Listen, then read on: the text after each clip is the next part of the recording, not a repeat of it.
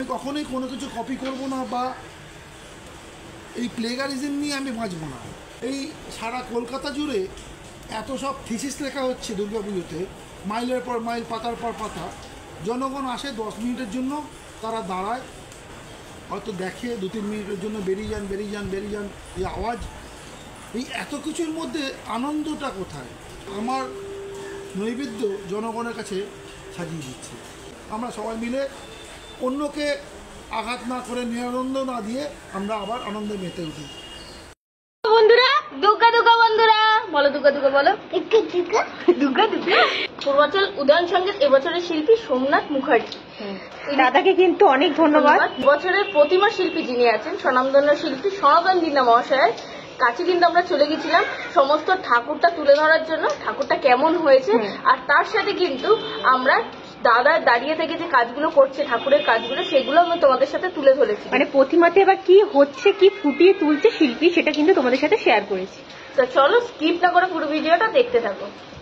ঢুকছি। হ্যাঁ, এই হচ্ছে ঠাকুরটা, সম্পূর্ণ ঠাকুরটা দেখেছো? দাদা নিজেই কাজ করছে। চলো, এই আমি চাকা বললাম ছবি তোলা নিষেধ, চা না খেলে ছবি। মুখটা দেখাই তোমাদের। প্রত্যেক বছর দাদার ঠাকুরের মধ্যে সাবেকি ছোঁয়াও থাকে, একটা নতুনত্বের ছোঁয়াও থাকে, তার সাথে দাদার কিছু নিজস্ব ক্রিয়েটিভিটি যেটা, সেইটা কিন্তু দাদা অলওয়েজ রাখার চেষ্টা করে। প্রত্যেক বছর আমরা দেখে এসেছি, এই বছরও তাই, কোনো অনর্থ নেই, ঠিক আছে? একটু নতুনত্ব কনসেপ্টে কিন্তু দাদা অলওয়েজ করে, ঠিক আছে? পদ্মটা করছি কিন্তু এখন। আর এটা হচ্ছে মায়ের যে হাত, সেই হাতটা দেখতে পাচ্ছি, এই যে ওপরে লাগবে। এবার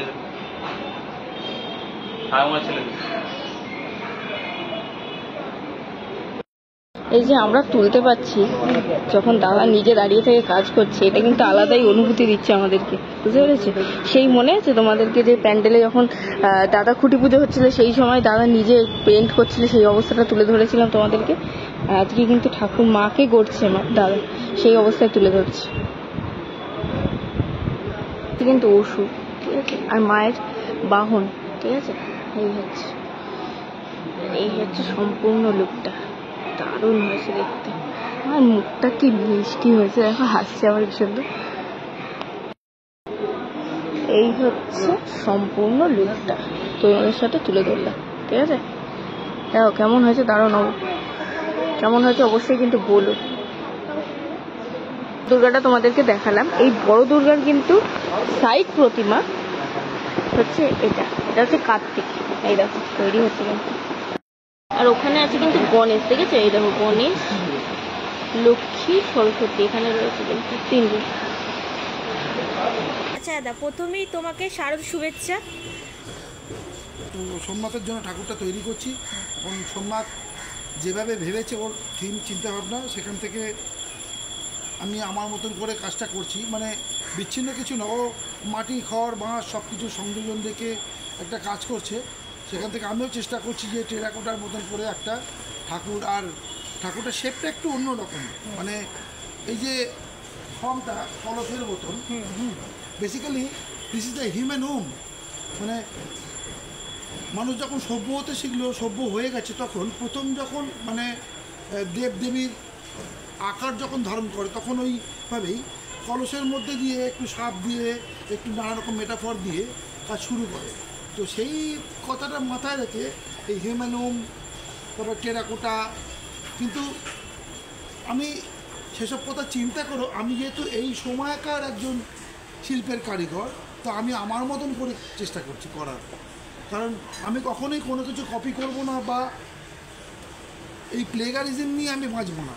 আমি চাইছি যে আমার স্বকীয়তা রেখে কাজ করা, যার জন্য আমি একদম, যেহেতু আমি ওয়েস্টার্ন স্টাইলের স্টুডেন্ট, তার মধ্যে কিছু ওয়েস্টার্ন প্রভাব রয়েছে ঠাকুরের মধ্যে, ওই সব মিলিয়ে মিশিয়ে এটা একাকার হয়ে গেছে।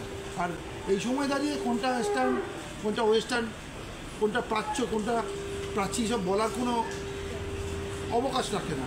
তো সারা পৃথিবী জুড়ে আজকে মানে দুর্গাপুজো গ্লোবালাইজড হয়ে গেছে, যার জন্য সব মিলিয়ে মিশিয়ে আমি আমার নৈবেদ্য জনগণের কাছে সাজিয়ে দিচ্ছি। এই যে আমি এবার একটু নলিন সরকার স্ক্রিপ্ট নিয়ে প্রশ্ন করি, এই যে রূপান্তর যে ভাবনাটা তোমার, এই যে ভাবনাটার মানে সৃষ্টি কোথা থেকে, মানে কিভাবে এই ভাবনাটা আসলো যে এটা নিয়েও কাজ করা যায়? আসলে এটার মূল ভাবনাটা হচ্ছে আমার মেয়ে পারিজাত দিনদার।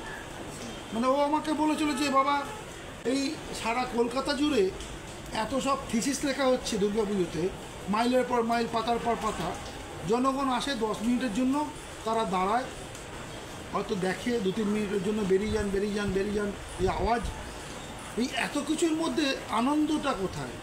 এই আনন্দ পেতে গেলে পরে আমাদের একটা অন্য কোনো বিষয়বস্তু ভাবতে হবে, যেখান থেকে আপামর সাধারণ মানুষ যারা শিল্পের সঙ্গে এতটা সংযুক্ত নয় বা এত নিগূঢ় তত্ত্ব তারা শিল্পে বোঝে না, তাদের সঙ্গে এই যে বিচ্ছিন্নতা একটা তৈরি হচ্ছে, এই বিচ্ছিন্নতাকে সংযোজন করতে গেলে পরে মানে কানেকশন করতে গেলে পরে তুমি এমন একটা কিছু করো যেখান থেকে মানুষ মজা পায় এবং বাচ্চাদের জন্য একটা পুজো তৈরি হয়।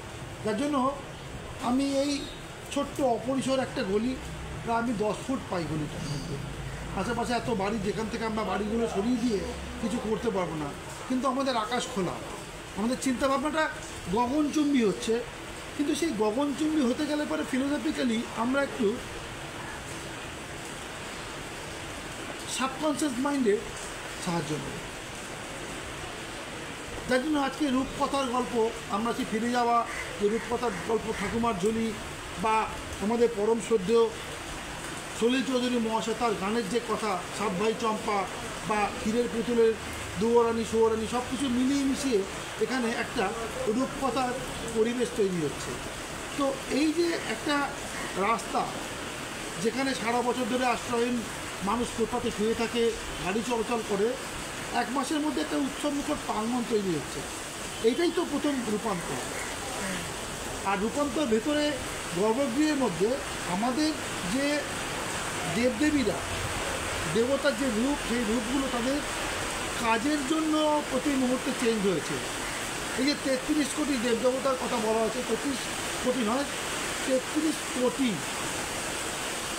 এই কোটি শব্দটার মধ্যে অনেক নিগূঢ় তত্ত্ব রয়েছে। এনেও আমি এত বিস্তারিত জায়গায় যাচ্ছি না, কিন্তু এই দেবতারা যারা নিজেদের রূপ পরিবর্তন করেছেন, এটাও একটা রূপান্তর।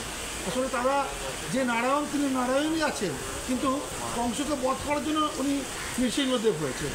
দুর্গা, উনি যে যাজ্ঞসেনী দুহাতে, হ্যাঁ, জাহ্নবী মা আমার, ও কিন্তু অসুরকে নিধন করার জন্য 10 ভুজা হয়েছিলেন বা 18 ভুজা হয়েছিলেন, সব কিছু। এই যে রূপান্তরগুলো ঘটছে প্রতি মুহূর্তে, এটা কিন্তু আমাদের আদি অনন্তকাল ধরে পুরাণে বর্ণিত আছে। এর জন্য কাফকার মেটামরফোসিসের থিওরি ধার করতে হয়নি আমাদের। তো আমাদের দেশে যে এত উপাদান রয়েছে, সেই উপাদান নিয়েই আমি আস্তে আস্তে করে এই রূপান্তরটা ঘটাচ্ছি।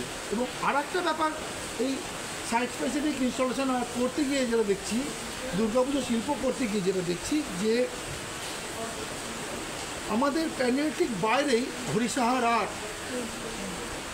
সেই হাটে এই সাবঅল্টার্ন মানুষদের, খুব মধ্যবিত্ত, নিম্ন মধ্যবিত্ত মানুষদের জামা কাপড় বিক্রি হয়। আর আমাদের এই গলিটা হচ্ছে সাবঅল্টার্ন কালচারের একটা জায়গা, যেখানে সাধারণ মানুষজন, নিম্নবিত্ত মধ্যবিত্ত পরিবারের বাস, তাদের এই দুর্গাপুজো। তো সেই জামা কাপড়গুলো, পরিধেয় বস্ত্রগুলো আস্তে আস্তে করে রূপান্তরিত হচ্ছে প্যান্ডেলের ক্রাফটে।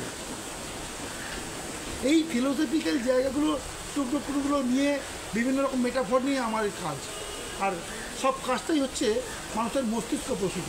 তার জন্য প্যান্ডেলের ওপরে খুব লম্বা করে একটা হিউম্যান ব্রেন তৈরি করা আছে, সেটা ওই জুট দিয়ে ভেতরে ফোম পুড়ে দিয়ে আমরা ওই হিউম্যান ব্রেনটা তৈরি করেছি, এবং সেখান থেকেই আলো এসে সব কিছু আলোকিত হবে। এই যে দুর্গা পুজো যে একটা আমাদের আবেগ, এই যে তুমি প্রায় 3-4 মাস ধরে এই ঠাকুর গড়া, তারপর প্যান্ডেল গড়া, এই যে সব মাথায় নিয়ে আসো, যখন দুর্গাপুজোর দশমীটা হয়ে যায়, তোমার ফিলিংসটা কেমন থাকে? আবার ওই আসছে বছর আবার হবে, অভ্যস্ত হয়ে গেছি। কারণ যাওয়া আসার খেলা তো শুধু এটা ভাঙা করার খেলা। তো যেখানে নটরাজ ধ্বংসপ্রলয়ের নৃত্য করছে, সেখানে আমার দুর্গা সৃষ্টিশীলের মধ্যে নৃত্য করছে। তো এই তো যাওয়া আসার খেলা। খারাপ লাগে, খুব খারাপ লাগে।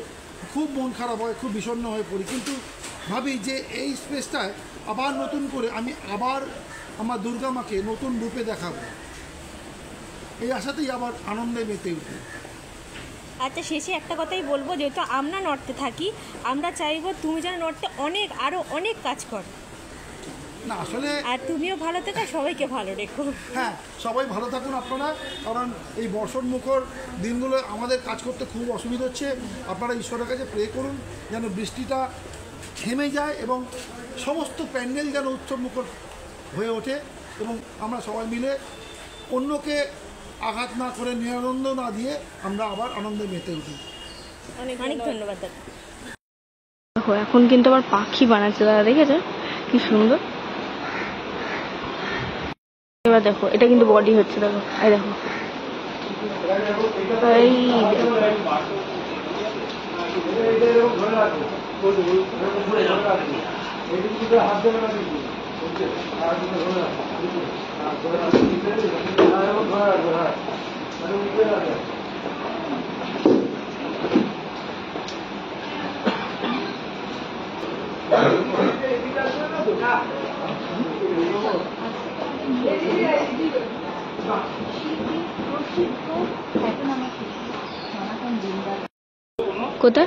বল হ্যাঁ,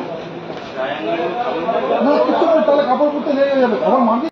আজকের ভিডিওটা কেমন লাগলো কিন্তু অবশ্যই কমেন্ট করে জানিও। ভালো লেগে থাকলে like, comment, share and follow করে দিও। দেখা হচ্ছে খুব তাড়াতাড়ি নেক্সট ব্লগে। ততক্ষণের জন্য সবাই সুস্থ থেকো, ভালো থেকো, সঙ্গে থেকো। টাটা।